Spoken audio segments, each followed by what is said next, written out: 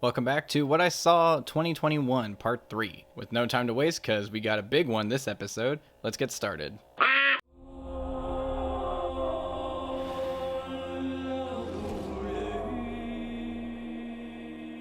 Zack Snyder's Justice League is the director's cut in every sense of the term of the 2017 DCEU movie Justice League. Following the death of Superman, a villain named Steppenwolf comes to Earth in seek of powerful cubes known as the Mother Boxes. Batman, now having the knowledge of the potential threats to come in the future, tries to find a group of superhumans to defend the planet. I couldn't tell you who directed it, but I know a guy named Chris Terrio wrote it. After over 3 years of internet outrage, we finally got the true version of Justice League. Did it right the wrongs of the DCEU's past sins? Did it show all the doubters that Warner Brothers was wrong the whole time? Was it the best comic book film since Suicide Squad? Just to be clear, I don't hate or even dislike this movie. It's very easy to say that this is way better than the Justice League we got the first time around. The action is much better, the story is easier to follow, the newer characters actually get to develop and have something to do in this movie. Flash's humor isn't as annoying as last time, and Cyborg actually feels important, and Aquaman. Like most Zack Snyder movies, the best qualities go to the visuals. The CGI is much better this time around, and the use of color and lighting is overall not bad. The 4:3 square aspect ratio is kinda odd looking, but you get used to it pretty quick. I understand that it was meant to play on IMAX screens and the aspect ratio is closer to that shape than the normal widescreen look. But if this was designed to be streamed at people's homes, why did he film this in a style that most TVs aren't shaped like? It's a nitpick, but whatever. The action and character moments are paced out pretty well too. For a 4-hour movie, there's not a lot of moments that bore you, I guess. However, I still have gripes, obviously. My problems with the movie are the story and runtime. I said the movie is paced well, which is true, but this did not have to be 4 goddamn hours.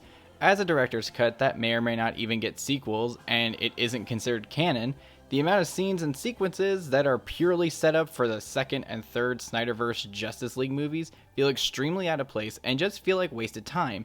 I know this was the original version, but if I'm not getting these teased movies, why is there a 20-minute epilogue that is nothing but a bloated, self-stimulating teaser of a series that we probably won't get? If we get a Snyder trilogy, then maybe I'll understand, but any other movie series that has this much runtime dedicated to unreleased films waiting to be said if they're even gonna happen gets major criticism. So let's not act like this is any different.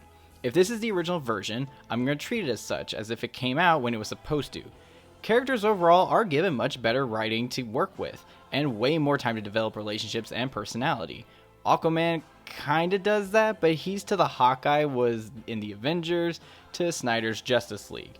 Yeah, he got his own movie in 2018, but if this was the first time we saw him, he's still just catchphrase McNoshirt, the cool do-bra of the team, and that's not interesting or actually cool. The movie is split into 6 parts and the epilogue. If you want to watch this, if you haven't already, I'd say watch it like you'd binge a TV show. If you find a place where you're comfortable taking a break, do it.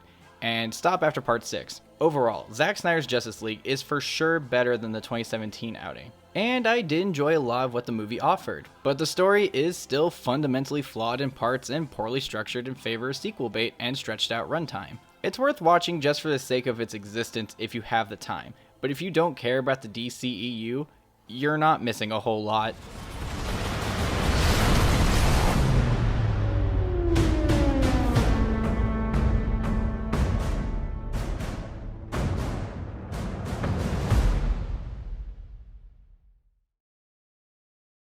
Do you want to watch a movie tonight? Clark still has to sign out of his account so we can...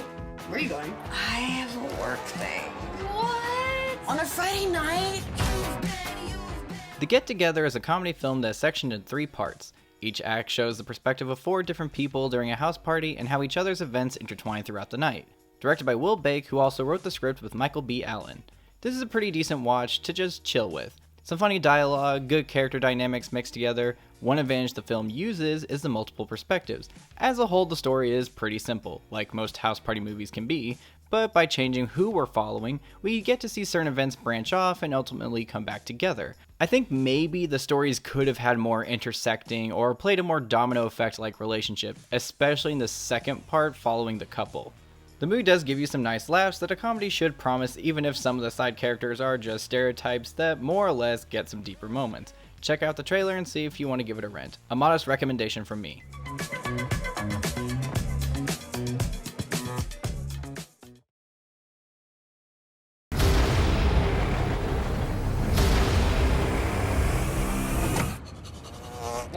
Is that a burnt orange 1993 station wagon? Or is it? The Mitchells vs. the Machines is an animated sci-fi comedy movie about a family taking a cross-country trip to drop the daughter off at college when an app update sends robots across the globe to capture all humans, leaving only the Mitchell family able to save the world. Directed by Mike Rianda, who co-wrote the movie with Jeff Rowe. Phil Lord and Chris Miller producing this Sony animated movie gave me hope we'd get an Into the Spider-Verse quality, and I was not disappointed. What could have been seen as just another family cartoon movie on Netflix turns out to be a very unique in its own style, constantly funny, heartwarming, and non-stop fun. It's a great watch with your own family, or even if you just need something to put on for yourself. The animation is a standout here, with snappy editing and design that makes it stand out not only in how its characters and environments look, but also little visuals that appear as little accents and flair to the screen. The movie is full of these tiny touches that add up to a wonderful and hilarious experience. If you haven't sat down to view this one yet, do it now. After this video's over, of course. Why would someone build that?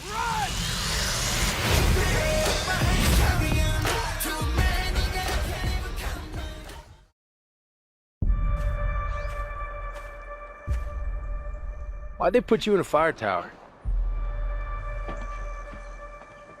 Well, I'm just lucky, I guess.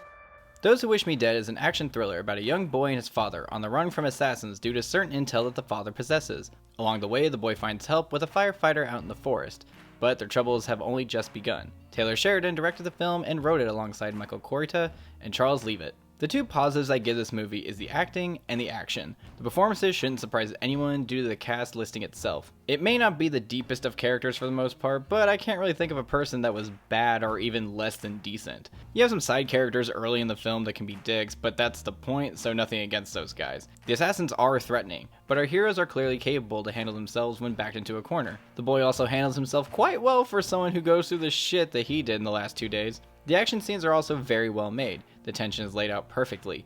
Certain character fates are up in the air at points during the film, and the movie is smart on who and when to put in situations where either outcome is believable. But here comes the issue with the action. At some points in the movie, some people just get plot armor for the sake of they're not supposed to die, so they can't die here. Well, then don't put them in that situation. Someone falls on their back from pretty high up. They'd be at the very least badly injured, if not straight up out of commission or dead. I guess if they're dead, they'd definitely be out of commission. You have a person being struck by lightning, or at least close enough to be knocked down and clearly affected in some kind of way, but it's fine, they'll get up. There's a big fire that is always nicely distant until it needs to hurry up and finish its business. And even when it races through the forest, it somehow misses some people even though they were literally in the middle of it. It can be distracting if you couldn't tell. Overall, an okay movie. Good action, but its invincibility factor shows up one too many times. You're looking right in the eye. Tell 'em that God's gonna cut you down. Tell 'em that God's gonna cut you down. I'm Anna Fox. There are some things that need to be said about me. The Woman in the Window is a psychological thriller based on the novel of the same name. An agoraphobic woman witnesses a murder in her new neighbor's apartment, but things quickly don't seem to be adding up. Directed by Joe Wright and written by Tracy Letts. Let me fill you in on something with this movie. I first saw this trailer back in 2019, and was honestly pretty excited to see what kind of twists there would be to unfold. Then the pandemic happened, so it went from coming out in May 2020 to May 2021. So imagine my reaction when I waited for a year and a half for a movie that was on my anticipation list, while also hearing about the trouble it had with test screenings and needing reshoots. Well, I'll tell you my reaction. I didn't much care for this movie. The potential is clearly right there, but there are reveals I was able to call literally in the first scene it's even kinda sorta hinted at. Other things I didn't guess because, just like Deadly Illusions, I gave the movie too much credit and assumed the truth behind the killing would be way more interesting. But we get a hammy soap opera delivery while playing it completely straight.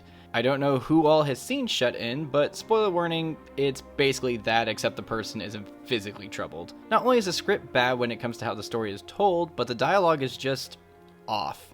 There are people who write dialogue that's not quite normal, but it's interesting, funny, or at the very least grabs you in the right way. This dialogue feels clunky mixed with someone who was kinda watching these kind of movies before, and they kinda just had to say weird shit cause quirky attitudes. And the editing?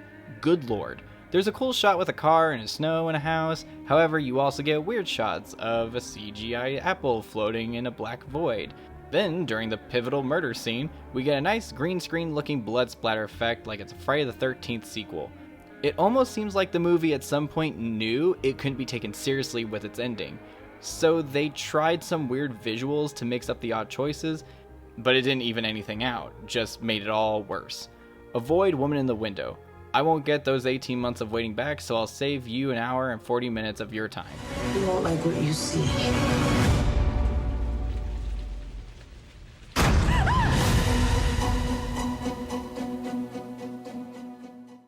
And that does it for part 3 of what I saw in 2021. Stay tuned for part 4 coming out soon.